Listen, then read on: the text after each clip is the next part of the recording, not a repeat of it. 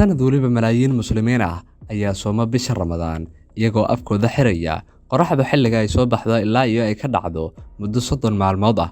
Waxa kala duwan saacadaha dalalka dunida ku teedsan ay soomaan iyadoo wadamada qaar laga soomo in ka badan 17 saacadood halka wadamada qaar oo ay Soomaaliya ku jirto laga soomo 11 ilaa 12 saacadood. Haddaba soonku muxuu ugu wanaagsan yahay caafimaadka? Waxaanu eegaynaa waxa ku dhacaya jirkaaga muddada 30 maalmood ee aad sooman tahay ee aad oogayso waajibaadka bisha barakeysan ee Ramadaan. Ugu horreyn maalmaha koobaad ilaa iyo saddexaad. Maalmaha ugu adag waxa hubanti ah inay tahay maalinta ugu horreysa ee Ramadaanka iyo sidoo kaleeto ilaa laga gaarayo maalmaha 3 ilaa iyo 4. Xaqiiqadu ayaa ah in jirku uusan si toos ah xilligaasi uusan ula qabsan soonka maalmaha hore. Jirka ayaa nafaqo ka qaata cuntadii ugu dambeysay ee aad cuntay.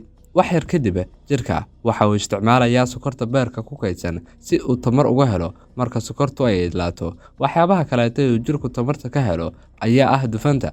Marka uu jirka bilaabo in uu gubo dufantaasi, waxa sidoo kale ay ka caawinaysaa dhimista miisaankaaga haddii uu aad u kordho.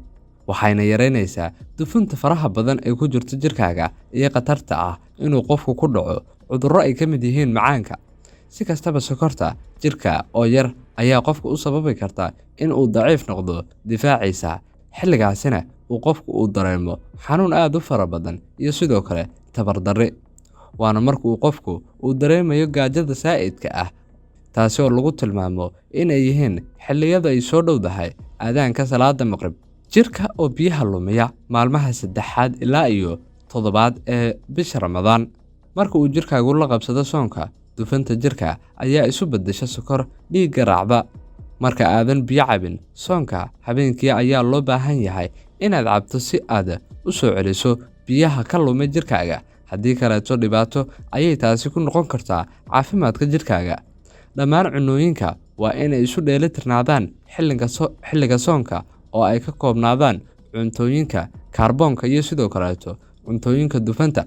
Waana muhiim inaad qaadato cunto nafaqo leh isla markaana aad cabto biyo badan xilliga lagu guda jiro bisha barakeysan ee Ramadaan ee aad oogayso waajibaadka Alle. Jirka ayaa soonka la qabsada wixii ka dambeeya 8 ilaa iyo 15 maalin ee ugu horreeya. Wajiga saddexaad ee jirka la qabsiga ee soonka ayaana ah maalmahan. Sida ay rumaysan yihiin khubarada caafimaadka, waxay sheegaan in ay jiraan faa'iidooyin kaleeto oo soonku uu leeyahay. Maalmaha caadiga ah waxa aynu cunnaa cuntooyin bur u badan.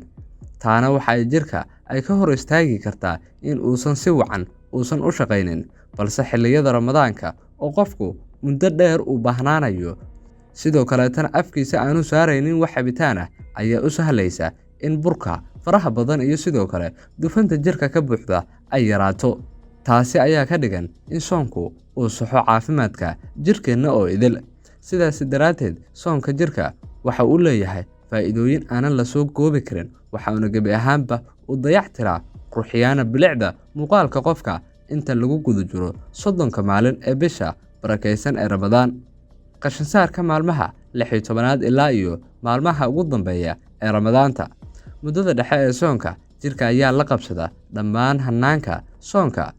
Caloosha, beerka, kiliyaha iyo maqaarka ayaa mara marxalada ay isaga saaraan sunta iyo sidoo kaleeto qashinka ku jira jirka. Qoysas badan ayaana ku afura cunto aad u fara badan.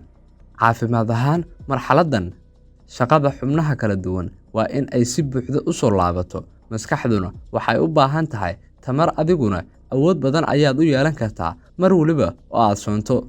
Jirku nafaqadu ma uu isticmaalo si uu tamar u helo oo kaliya. Tani waa marka aad gaajo gabax la noqoto aad murqaha u adeegsato in aad tamar ka hesho. Xaaladan ayaa dhacda marka aad muddo dheer soonto sida maalmaha 15 ilaa iyo wixii ka dambeeya. Markaas oo dadku inta badan ay soonku ay dareemaan. Waana maalmaha ugu adag ee Ramadaanta inta lagu guda jiro. Maadaama soonku uu kaliya yahay qorax soo bax ilaa iyo qorax dhac, waxaa jira fursado badan oo aad ku horumarin karto cuntadaada iyo biyaha si jirkaagu uu tamar u helo. Waxayna taasi ay kuu sahlaysaa in xilliyada aad afuran tahay ee qaybta ka ah habeenkii in aad isticmaasho oo aad qaadato raashin isku dheelitiran kaasi oo ku filan calooshaada. si dib ay ugu soo noqdaan tamarta iyo sidoo kaleeto waxyaabihii kale ee aad weyse ee aad isticmaali jirtay maalintii. Cabista biyaha badan ayay dhakhaatiirtu aad u ammaanaan inta lagu guda jiro bisha barakaysan ee Ramadaan, taasi oo qofka u sahlaysa in uu helo biyo ku filan una dhigmi kara biyihii uu heli jiray xilliyada aanan soonka ahayn. Soonku wuxuu u fiican yahay caafimaadka sababtoo ah waxa uu inaga caawinayaa inaan diiradda saarno waxa aanu cuni lahayn xilliga. Si kastaba, iyadoo muddada soonka ee bisha ay fiican tahay, haddana laguma taliyo in intaasi oo keliya uu qofku ku ekaado ama uu soomo keliya bisha barakaysan ee Ramadaan. Dhakhaatiirta qaar ayaa qabta in qofku u baahan yahay in xilliyo kala duwan uu soomo marka laga soo tago bisha barakaysan ee Ramadaan. Taasi ayaana horay ay diintu ay inoo fartay. Ummadda muslimiinta ah ayaa sooma maalmaha Isniinta iyo sidoo kaleeto Khamiista qofkii awoodo. Waxa uuna soonkaasi uu qofku ka caawinayaa in uu si isku mid ah u dheelitirnaado caafimaadka jirkiisa.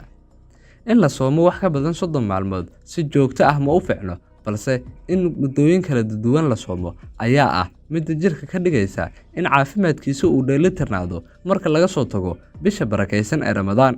Dhakhaatiirta ayaa ku talinaya in marka laga yimaado Ramadaanta ay dadku ay soomaan maalmo kaleeto oo ka baxsan bisha barakaysan ee Ramadaan oo qayb ka ah 11 bil ee kaleeto ay ka kooban yahay sanadka. Soonka bisha Ramadaan haddii si sax ah loo soomo waxa ay naga caawinaysaa xoojinta tamarta aan joogtada u helno, taasi oo ah tallaabo qofku uu ku dhimayo miisaankiisa iyo sidoo kaleeto tallaabo uu qofku uu dib ugu soo ceshanayo caafimaadka jirkiisa oo idil. Waxaana soonku uu in badan uu inaga saacideeyaa caafimaadka jirkeena sidii aynu u wada kontarooli lahayn, taasi oo sahlaysa in qofka markii uu ogo 30 maalmood oo ka mid ah bisha barakaysan ee Ramadaan in caafimaadkiisa uu noqdo mid dheelitiran, aanan u nuglayn cudurrada qaar.